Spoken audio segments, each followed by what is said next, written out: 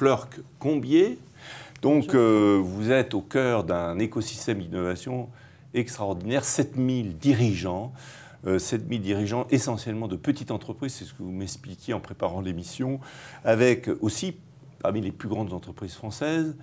Vous travaillez là depuis 10 ans, en contact permanent avec, d'un côté, ces chefs d'entreprise qui sont confrontés à des transformations planétaires, des transformations dans leur métier, des transformations dans leurs outils, et des experts que vous cherchez dans le monde entier pour aider ces chefs d'entreprise à faire face à leur métier difficile chaque jour. Alors, au fond, une première question, comment un écosystème innovant de ce type est né et comment vous, dans votre histoire, cela est venu, cette rencontre, après un doctorat passionnant qui est peut-être un peu les prémices de ce travail? Bon, déjà, l'APM a été créée il y a à peu près 30 ans par Pierre Bellon, oui. Lorsqu'il était à la commission progrès du MEDEF. Très bien. Enfin, du CNPF à l'époque. Donc, ça naît du syndicat du patron. Exactement, si ce n'est qu'il faut véritablement se rendre compte que l'APM est déconnectée de tout mouvement politique et effectivement a un langage totalement libre. Et nous sommes libres, en fait, effectivement, de notre langage et nous y tenons beaucoup. L'APM aujourd'hui, c'est effectivement 7000 dirigeants répartis dans le monde entier. Autour de clubs, qui sont des clubs en fait d'une vingtaine de dirigeants. Le grand défi de l'APM par rapport à ces clubs, c'est effectivement nous sommes 350 clubs de 20 dirigeants. Le grand défi de l'APM, c'est de faire de ces 350 clubs en fait un réseau de 7000 dirigeants. Et je pense que c'est ça, à l'heure actuelle, la véritable transformation que vit l'APM. Un réseau apprenant. Et c'est effectivement un réseau apprenant. La fonction de l'APM, effectivement, c'est de faire de la formation pour nos dirigeants. Bon, c'est bien que les dirigeants n'aiment pas être formés, hein, donc on ne parle pas comme ça, effectivement. On leur permet, effectivement, la formation, enfin, l'apprenant se fait de façon diverse.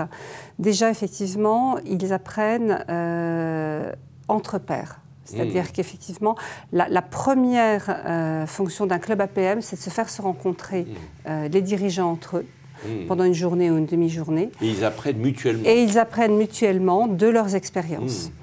On croise effectivement lors de cette rencontre, et on emploie à raison effectivement le mot rencontre. En fait, on croise ces expériences de dirigeants avec des expertises, et on fait effectivement intervenir dans la plupart des rencontres un expert. Tous les domaines sont possibles.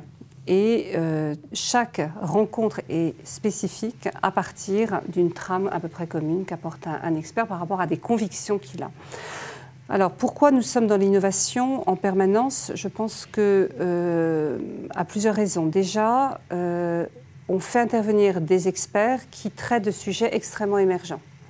Et je pense que ça, c'est une des spécificités de l'APM, c'est d'offrir en permanence un temps d'avance à nos dirigeants. Et c'est ce qu'ils nous demandent. Un dirigeant d'entreprise, surtout quand il est dans une PME, il n'a pas de temps à perdre. Notre principale concurrence, c'est le temps. Donc, vous essayez de leur faire gagner du temps en ayant un temps d'avance, le quart d'heure d'avance si important. Je ne suis pas une fan de chiffres, mais il y a quand même un chiffre qui est quand même assez important à dire, c'est que le taux de présence de nos dirigeants est de 70%. Pour qu'un dirigeant vienne à 7 rencontres sur 10, ça veut dire qu'effectivement, il apprend quelque chose et il ne perd pas son temps. Alors, il apprend par les experts, mais il apprend aussi par ses pairs. Et c'est ce croisement expertise-expérience qui est important. Là, en 10 ans, quasiment 10 ans, comment vous avez vu le monde évoluer?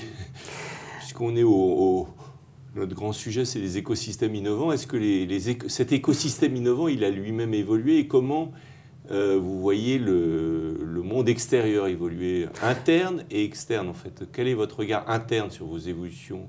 Alors, au niveau interne de l'APM, je pense qu'effectivement, nous sommes en fait dans un croisement en train de se poser la question de comment faire vivre un réseau. Et je pense qu'une des questions en termes d'organisation à l'heure actuelle, c'est de passer d'un mode pyramidal à un mode en réseau.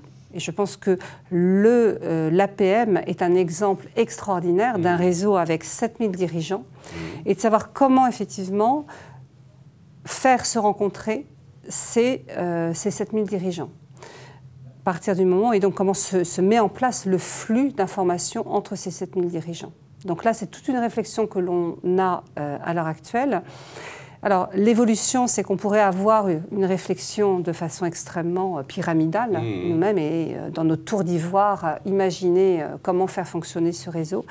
Et je crois que la grande force de l'APM, c'est de faire co-intervenir tous ces membres, que ce soit les dirigeants d'entreprise, que ce soit les experts ou que ce soit les animateurs des clubs. Et effectivement, en cela, l'APM est un véritable écosystème et très innovant. Voilà. Alors, l'extérieur, comment vous avez vu évoluer le monde? Parce que aussi, une de vos fonctions, c'est de vous regarder, c'est de regarder à l'extérieur et même de voir, d'observer les tendances, de rapporter ces tendances à ces 7000 chefs d'entreprise. Donc, qu'est-ce que vous avez observé ces 10 dernières années? Alors, en fait, notre obligation, c'est toujours d'apporter un temps d'avance aux dirigeants. Alors, après, selon les secteurs, selon les thèmes, effectivement, on voit des évolutions. Alors, tout ce qui est de stratégie, par exemple, c'est tout ce qui est stratégie base de la pyramide. On voit effectivement que c'est un des derniers axes de stratégie, avec toute la difficulté pour nos dirigeants. Base de pyramide, ça veut dire aller s'adresser c'est la longue traîne, en fait. La population la plus large. Exactement. Qui n'est pas obligatoirement les moyens d'acheter, mais qu'on trouve... Exactement. Et toutes ces stratégies, en fait, on voit qu'elles sont appliquées dans les pays en voie de développement. Avec une certaine paupérisation de l'Occident, on voit que ces stratégies peuvent être mises en place. Toute la difficulté... Aussi en Occident. En Occident, bien sûr. Et que, voilà. Après, tout ce qui est management, je pense que l'APM est un exemple vivant de toutes les tendances de management. On parle beaucoup de management libéré. Beaucoup de nos dirigeants font partie, en fait, des entreprises les plus en avance, en fait, sur ce sujet-là.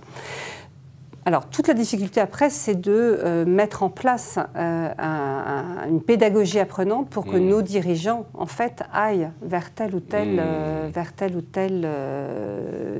je dirais, tendance. Alors, après, si on repart sur les thèmes, on parle beaucoup dans la presse tout ce qui est méditation. Ce sont des thèmes, en fait... pleine conscience. Pleine conscience. C'est des choses qui sont extrêmement courantes, en fait, à l'APM. On a eu une convention à Lille en octobre dernier. On a réuni 3800 dirigeants. Christophe André nous a fait une expérience de pleine conscience, en fait, le deuxième jour, le matin. Voilà. Donc, on n'hésite pas à... on va véritablement... Et ça, c'est monté en puissance dès que vous êtes arrivé, parce que c'est un sujet qui m'intéresse beaucoup, puisqu'il y a 30 ans, j'écrivais dans un livre qu'il fallait... créer des espaces de méditation dans les entreprises. Évidemment, c'était un peu bizarre et les gens m'ont regardé avec un regard à la limite de... Alors, c'est encore émergent, parce que la moyenne d'âge de nos dirigeants est de 50 ans, ce sont plus essentiellement des hommes, donc assez rationnels. Je pense qu'avec la montée du burn-out, qui est tout sauf un épiphénomène qui touche effectivement beaucoup de dirigeants, c'est une des grandes tendances. Après, effectivement, à nous de l'orienter en disant effectivement d'avoir les bons intervenants qui effectivement peuvent bien... Mais alors, est-ce que la méditation peut empêcher le burn-out ou au contraire l'accélère?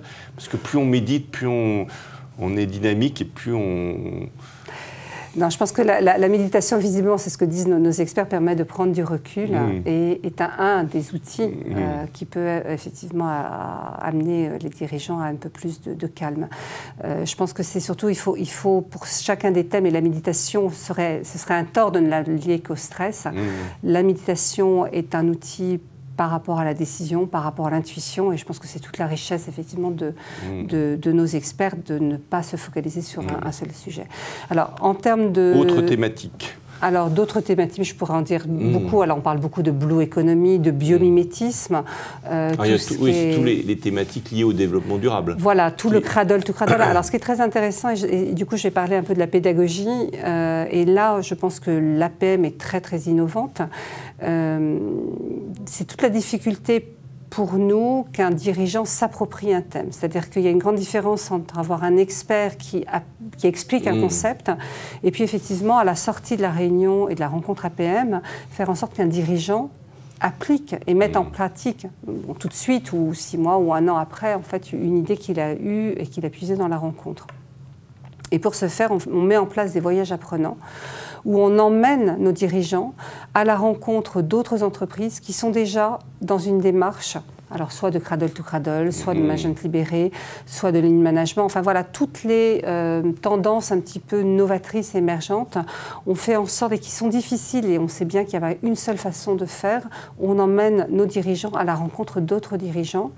Et un des axes, en fait, de l'APM, c'est effectivement de ne plus se limiter aux seuls experts, mais effectivement de faire témoigner des dirigeants qui font. Et je crois que l'APM est à la fois un think tank, puisqu'on fait intervenir parmi les meilleurs intervenants français ou internationaux, mais aussi c'est un formidable do tank. Et toute je dirais, la gageure pour l'APM et l'enjeu de l'APM, c'est de faire témoigner ces dirigeants qui font. Merci Fleur Combier. Merci de partager avec nous votre extraordinaire aventure. C'était le thème de votre dernier sommet avec 7000 chefs d'entreprise. 3800, c'était déjà pas mal. Il y en avait que la moitié qui était venue. Que la moitié. Oh là là. Donc, merci beaucoup. Merci. Et à une prochaine émission, sûrement, on va régulièrement travailler avec vous.